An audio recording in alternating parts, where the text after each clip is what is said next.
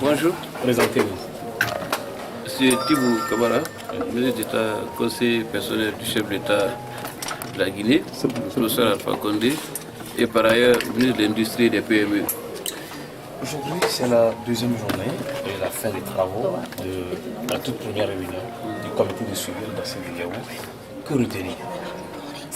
Tout s'est très bien passé puisque nous avons fait un relevé de conclusion qui, comme nous le faisons d'habitude, résume les positions exprimées par les uns et les autres, et nous en ferons un rapport fidèle à nos deux chefs d'État, à savoir le président de la République de Guinée et son homologue du Ghana, qui à leur tour vont prendre en compte ces préoccupations et, comme ils ont aussi l'habitude de le faire, proposer des solutions pour franchir les obstacles qui se dressent sur le chemin du processus de facilitation qui nous a été confié à travers eux par la CEDEAO. Quels sont les principaux axes qui contenus dans ce relevé de conclusion? D'abord, il faut se féliciter de la confiance qui renaît progressivement entre les acteurs et de la volonté partagée par eux de régler tous les problèmes qui se posent dans le processus par le dialogue et par la concertation. À ce stade, c'est la question du processus électoral qui s'est posée avec une certaine acuité, parce que l'opposition estime que le processus se déroule sans elle, parce qu'elle exige notamment la réforme de la CENI pour qu'elle soit plus inclusive et qu'elle soit la caution d'une élection plus transparente, plus ouverte, plus crédible. C'est une préoccupation d'ailleurs que partage également la majorité qui est au pouvoir. Il est de notre devoir de contribuer à ce que la CENI connaisse la recomposition souhaitée par toutes les parties, de manière à ce qu'elle contribue à renforcer le processus électoral, à ramener la confiance en son sein et surtout assurer une participation plus effective de l'opposition à ce processus. Quelles ont été les propositions venant de la part de la facilitation? Nous, comme on a l'habitude de le faire, parce que n'oubliez pas quand même que nous venons de très loin, comme je l'ai rappelé ce matin, nous sommes dans un processus qui nécessairement va rencontrer des difficultés, va rencontrer des goulots d'étranglement, mais à travers la volonté qui anime chacune des parties et aussi la persévérance de la médiation, c'est sûr que nous parviendrons, comme chaque fois, à des solutions qui satisferont l'ensemble des parties. Peut-être pas des solutions parfaites, pas des solutions idéales, mais j'insiste, des solutions satisfaisantes pour toutes les parties. C'est ce que nous avons réussi jusqu'à maintenant et qui explique que la confiance renaisse progressivement et que nous soyons dans un processus plus apaisé, plus paisible pour le bonheur du peuple togolais. Donc je pense que la question de la CENI trouvera certainement une solution lorsque nous en ferons le compte rendu à nos deux chefs d'État, à savoir celui du Ghana et de la Guinée, parce que c'est le gage d'un climat de confiance beaucoup plus important au sein du processus. Et comme je le dis, cela garantit aussi la participation effective de l'opposition, ce que nous souhaitons tous depuis le début, parce qu'il faut mener le processus de manière concertée, mais aussi il faut qu'il soit inclusif. À partir de quand on peut espérer l'arrivée des deux facilitateurs? Déjà, il y a une réunion de concertation qui est prévue entre les deux dans les 5-6 jours, parce que je pense qu'on a proposé la date du 19 septembre, peut-être même avant. Ils vont ensemble regarder le rapport de leurs ministres qui sont venus ici et qui ont eu des sessions avec les deux parties. Et à partir de là, ils vont naturellement rencontrer d'abord le chef de l'État togolais, leur homologue, pour partager les préoccupations qui ont été exprimées par les deux parties et par la suite, certainement les autres acteurs. Et comme d'habitude, je suis convaincu qu'on parviendra à un consensus. L'opposition se dit déjà déçue. Non, elle ne peut pas avoir dit qu'elle a été déçue parce que nous avons eu, peut-être il y a eu des difficultés au début, comme toujours. Mais ce matin, nous avons eu une session pendant laquelle je n'ai pas senti ce sentiment de déception. Vous savez, nous sommes dans une politique de petits pas sûrs avec des progrès certains et évidents chaque fois. Ce relevé de conclusions auquel j'ai fait allusion tout à l'heure a été partagé avec eux. Ils sont prononcés sur les différents termes. J'insiste encore, ce n'est pas un accord ni des solutions que nous apportons aux préoccupations qui ont été soulevées. C'est une synthèse, un résumé des positions exprimées par les deux parties dont nous ferons un rapport au chef d'État.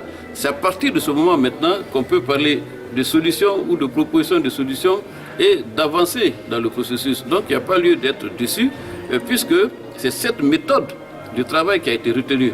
Et chaque fois écouter les partis, être à l'écoute de leurs préoccupations, les relayer au niveau où il faut pour que les solutions soient trouvées après. Je pense que cette méthodologie a montré son efficacité dans le temps et dans l'évolution du processus. Je ne vois pas de raison pourquoi on ne croirait plus à cette démarche. Alors, monsieur le ministre, la facilitation a l'impression, bien tendance à dire que l'opposition n'a qu'à rejoindre la CENI et après, on verra la suite. Non, moi je pense qu'il faut d'abord se féliciter, c'est pourquoi je ne parle pas de déception, que les deux parties aient renouvelé leur confiance dans la facilitation. Si l'une ou l'autre avait été déçue, je pense qu'on n'aurait pas réitéré la confiance dans la facilitation. Vous savez, le travail que nous faisons, c'est à partir, ne l'oubliez pas, du sommet de la CEDEAO qui s'est tenu à Lomé, au cours duquel une feuille de route a été définie par rapport à la résolution globale de la crise. Et donc c'est une avancée chaque fois qu'on arrive à résoudre un des points de la feuille de route. Maintenant, naturellement, l'opposition veut plus de visibilité, plus de lisibilité par rapport à la réalisation des différents points, ce que nous comprenons parfaitement, c'est à quoi nous nous attelons. Parce qu'il faut savoir que depuis qu'on a commencé, on a avancé et il y a des obstacles qui étaient sur le chemin, qu'on croyait d'ailleurs parfois infranchissables, qui ont été surmontés. Et je pense qu'aujourd'hui, par rapport à la situation du début, il y a eu des avancées significatives et le Togo renoue progressivement avec la confiance et la paix retrouvée dans un processus démocratique qui sera de plus en plus renforcé par les réformes qui ont été projetées et qui semblent avoir rencontré l'adhésion de toutes les parties et le soutien de la CEDEAO et de la communauté internationale. Rejoindre la CENI, concrètement, la facilitation à cette intention? Non, je pense qu'il ne faut pas poser le problème de manière isolée. La question, c'est comment faire en sorte que la CENI, dans la recomposition qui est prévue, puisse prendre en compte toutes les préoccupations exprimées par aussi bien l'opposition que par la majorité. Parce que n'oubliez pas qu'au sein de la CENI se retrouvent les deux tendances. Mais la finalité, c'est quoi? C'est que la CENI soit inclusive et qu'elle reflète, si vous voulez, l'ensemble des sensibilités comme c'est prévu par la loi, de manière à ce qu'elle ait la confiance de tous les acteurs et qu'elle puisse s'acquitter de son mandat dans un climat de confiance et de fiabilité. Donc ce n'est pas qu'elle rejoigne sa place, c'est de faire en sorte que l'évolution qui est prévue au sein de la CENI renforce la confiance en son sein et garantisse un processus plus ouvert dont l'aboutissement permettra d'arriver à une paix durable et à une démocratie plus ancrée dans les valeurs que tout le monde défend. Merci. Monsieur le ministre, est-ce que les experts annoncés viendront accompagner la CENI actuelle? Mais bien sûr, c'est une des recommandations phares du sommet de la CEDEAO.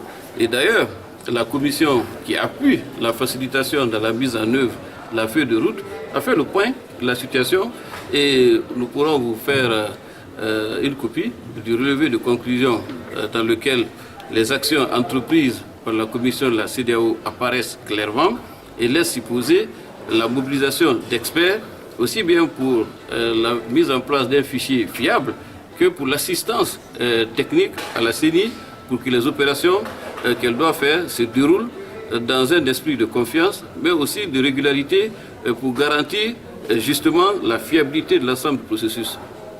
Merci. Non, vous savez, comme la loi le prévoit, la CENI a à son sein des représentants de l'opposition. Il se trouve qu'aujourd'hui, ceux qui y siègent au nom de l'opposition ne semblent pas avoir reçu le mandat ou non plus la reconnaissance de cette opposition. C'est un problème de fond. Donc, ça veut dire qu'il faut faire évoluer la CENI de manière à ce que l'opposition s'y reconnaisse véritablement et que tout ce qui y soit vraiment légitime à travers ceux qui les ont mandatés à y être. Et cette évolution est nécessaire à renforcer l'image, la crédibilité et la fiabilité de l'institution. Est-ce qu'à ce jour, vous remettez en cause ce que la CENI a fait jusqu'à ce jour? Moi, je pense que la question ne s'est jamais posée en ces termes. La question, encore une fois de plus, c'est comment renforcer la confiance dans la CENI et conduire le processus à son terme dans les meilleures conditions. Merci. S'il vous plaît, monsieur, qu'est-ce que vous voulez dire par renforcer? Renforcer, ça veut dire qu'il faut qu'elle reflète tous les courants qui doivent s'y retrouver, de manière à ce que personne n'ait le sentiment d'avoir été exclu ou qu'il y ait eu une pratique de discrimination. Est-ce qu'il faut détruire et réformer? Pourquoi détruire? Merci. Monsieur le ministre, merci. Merci d'avoir regardé la vidéo, abonne-toi et partage la vidéo avec tes proches.